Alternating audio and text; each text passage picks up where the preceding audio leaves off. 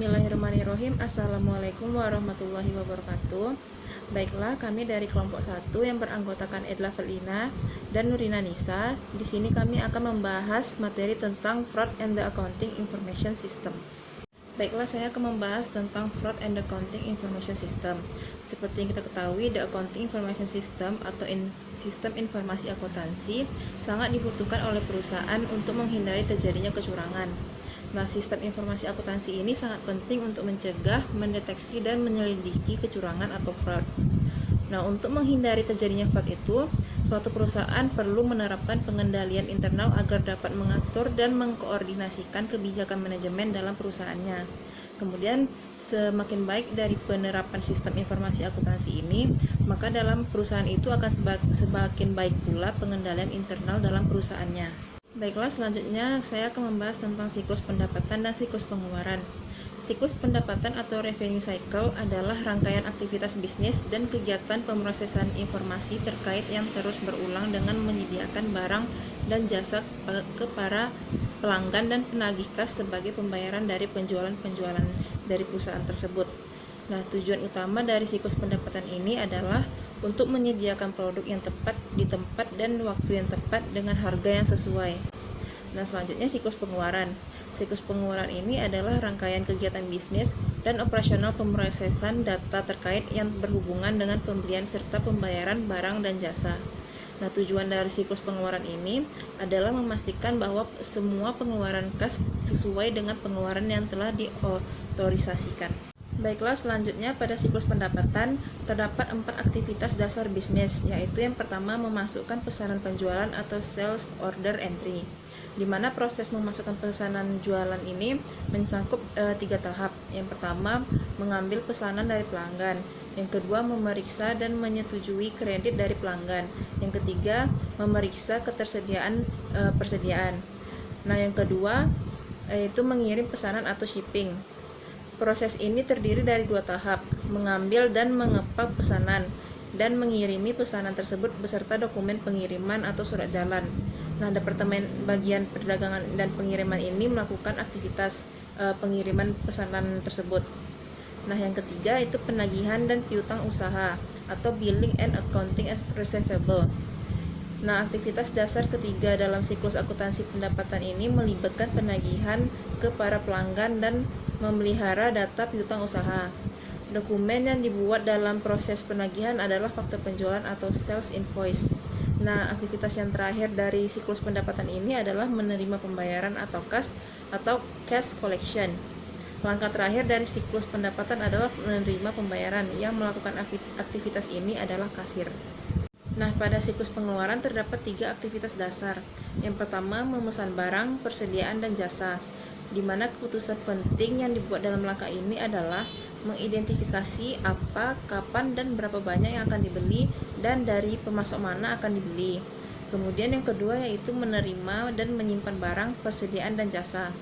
Bagian penerimaan bertanggung jawab untuk mengecek dan menerima kiriman dari para pemasok. Dokumen yang dibuat dalam proses penerimaan barang adalah laporan penerimaan barang atau receiving report. Yang ketiga yaitu membayar untuk barang, persediaan, dan jasa. Aktivitas ketiga dalam siklus pengeluaran adalah menyetujui faktur penjualan dari vendor untuk pembayaran. Bagian utang usaha menyetujui faktur penjualan untuk dibayar dan kasir bertanggung jawab untuk melakukan pembayaran. Baiklah, selanjutnya adalah rekonsiliasi bank. Rekonsiliasi merupakan perbandingan dari 2 sumber data yang berbeda. Rekonsiliasi yang paling terkait untuk kecurangan adalah rekonsiliasi bank. Rekonsiliasi atau pencocokan ini dibutuhkan untuk mengidentifikasi kesalahan atau ketidakteraturan serta menyesuaikan akun kas perusahaan. Nah, rekonsiliasi ini juga dibutuhkan untuk membedakan kewajiban dan mencegah kecurangan atau fraud akibat adanya kolusi pada aktivitas yang tidak diketahui. Nah, beberapa tujuan dari rekonsiliasi bank ini, yang pertama itu untuk mengecek ketelitian pencatatan dalam rekening kas dan bank yang belum tercatat oleh perusahaan. Kemudian sebagai internal control atas pengelolaan dana kas apakah sudah optimal atau belum. Kemudian menvalidasi informasi klien atas pembayaran produk yang dipesan maupun piutang usaha. Kemudian sebagai pendeteksi kecurangan akuntansi sejak dini. Kemudian dari rekonsiliasi ini terdapat beberapa faktor yang menyebabkan terjadinya rekonsiliasi bank. Yang pertama itu ada piutang wesel, yang kedua ada deposit in transit, yang ketiga ada beban dan pendapatan bank, yang keempat ada outstanding check, yang kelima ada kesalahan pencatatan, yang keenam kredit bank, yang ketujuh not sufficient fund atau cek kosong. Baiklah, selanjutnya general ledger atau buku besar. Transaksi yang tercantum dari jurnal dimasukkan ke dalam buku besar. Buku besar berfungsi sebagai set lengkap laporan keuangan untuk laporan keuangan. Namun, banyak laporan keuangan yang mengambil data dari buku besar dan memasukkan transaksi tambahan dalam spreadsheet atau metode lain di luar sistem. Kemudian, meskipun cara ini sah, entry semacam ini berpotensi melewati beberapa langkah dalam proses akuntansi. Nah, entry ke buku besar ini menyajikan risiko penipuan yang signifikan. Tindakan kecurangan pada laporan keuangan sering menggunakan entry jurnal baik untuk menciptakan pendapatan atau aset fiktif atau untuk menutupi penipuan. Dari perspektif audit fraud, pemeriksaan entry jurnal dapat menjadi teknik yang efektif untuk mendeteksi tindak kecurangan. Baiklah, saya akan melanjutkan materi dari penyaji sebelumnya. Materi selanjutnya yaitu tentang other corporate records, di mana di sini ada 8. Yang pertama, analisa transaksi atau pencatatan dan penggolongan. Nah, seperti yang kita ketahui bersama bahwa tahap awal dalam akuntansi itu adalah mengumpulkan data-data keuangan yang valid, akurat, dan bisa dipertanggungjawabkan. Nah, contohnya seperti nota pembelian, kwitansi penjualan, dan lain-lain sebagainya. Nah, setelah data-data tersebut dikumpulkan, barulah kita masuk ke dalam tahap pencatatan, yang mana di sini data-data yang kita kumpulkan tadi dicatat ke dalam jurnal umum.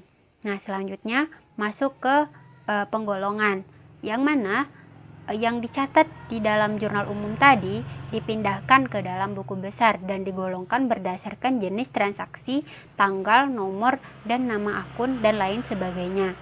Nah, selanjutnya saldo yang ada di buku besar itu tadi dijumlahkan per masing-masing akun sehingga kita dapat mengetahui total dari nilai akun. Selanjutnya yaitu neraca saldo atau neraca saldo percobaan. Nah, neraca saldo ini dibuat untuk menilai apakah proses pencatatan dari jurnal umum ke buku besar itu sudah dilakukan dengan benar. Nah, jika jumlah debit dan kreditnya itu seimbang, berarti tidak ada kesalahan dalam penginputan data. Selanjutnya yang ketiga yaitu jurnal penyesuaian. Penyusunan jurnal penyesuaian ini dibuat saat terjadinya transaksi yang berpengaruh pada akun-akun perusahaan. Contohnya seperti penyusutan peralatan dan uang sewa yang belum dilunasi. Nah, biasanya setelah adanya jurnal penyesuaian ini akan muncul akun-akun baru. Yang keempat, neraca lajur. Penyusunan neraca lajur ini dia mengacu pada neraca saldo dan jurnal penyesuaian. Nah, neraca lajur ini nantinya akan memberikan informasi dalam bentuk laporan laba rugi dan neraca. Nah, keduanya itu akan menjadi dasar dalam pembuatan laporan keuangan. 5. Laporan keuangan. Selanjutnya tahap di sini kita akan menyusun laporan keuangan, yang mana laporan keuangan itu ada laporan laba rugi, financial position, laporan perubahan ekuitas, lapor arus kas, dan catatan atas laporan keuangan. Yang keenam, jurnal penutup, yang mana saldo-saldo dalam laporan perubahan ekuitas dan laporan laba rugi akan ditutup. Akun-akunnya yaitu pendapatan, beban, laba, rugi, dan prive. Selanjutnya yaitu jurnal pembalik. Pada tahap ini yaitu tahap pembalikan beberapa akun yang telah ditutup untuk mengembalikan saldonya. Akun perkiraan yang dibalik biasanya merupakan pembayaran yang dibayar di muka dan belum jatuh tempo. Yang terakhir yaitu neraca akhir atau awal. Kenapa disebut neraca akhir dan awal? Karena neraca ini dihasilkan pada akhir periode, dan disebut neraca awal karena akan digunakan sebagai neraca awal pada siklus akuntansi periode berikutnya. Selanjutnya tentang computer accounting system, di mana Kebutuhan informasi yang berkaitan dengan akuntansi itu sangat banyak dan bervariasi, tergantung pada kompleksitas operasi perusahaan. Kualitas informasi berkaitan dengan intensitas informasi dalam memenuhi kebutuhan pemakai. Kualitas informasi dan kepuasan dalam menggunakan informasi biasanya ditentukan oleh beberapa hal. Yang pertama, ketelitian. Mana informasi harus bebas dari kesalahan dan bias karena kesalahan. Yang kedua, bentuk. Informasi tersebut harus disajikan dalam format yang paling sesuai dengan permintaan pemakainya. Yang ketiga, tempat. Nah, informasi ini dia akan mempunyai nilai yang tinggi kalau informasi tersebut tersimpan dalam bentuk yang mudah diperoleh kembali pada saat dibutuhkan.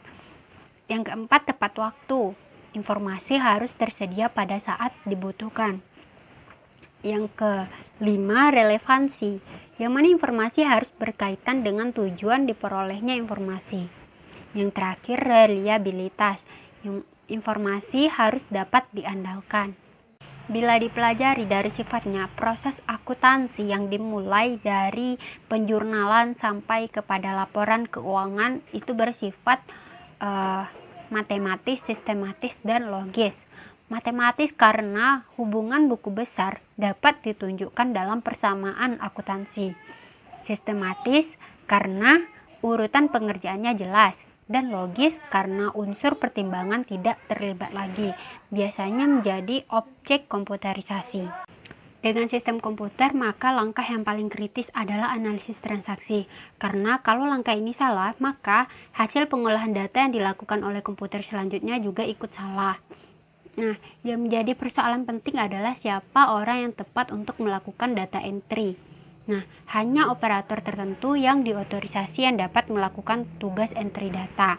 Untuk menjalankan program dan entry data ini, operator tersebut harus diberi kode khusus atau password agar dapat membuka file akuntansi dan melakukan pencatatan. Dengan penggunaan komputer, maka kegiatan-kegiatan dalam siklus akuntansi menjadi tidak ada lagi. Walaupun demikian, konsep dalam sistem akuntansi manual tetap diperlukan. Karena pelaporan keuangan tidak dapat digantikan oleh komputer. Yang dapat digantikan hanyalah proses pengolahan datanya. Ada 6 keuntungan dari komputerisasi data akuntansi. Yang pertama, kecepatan proses.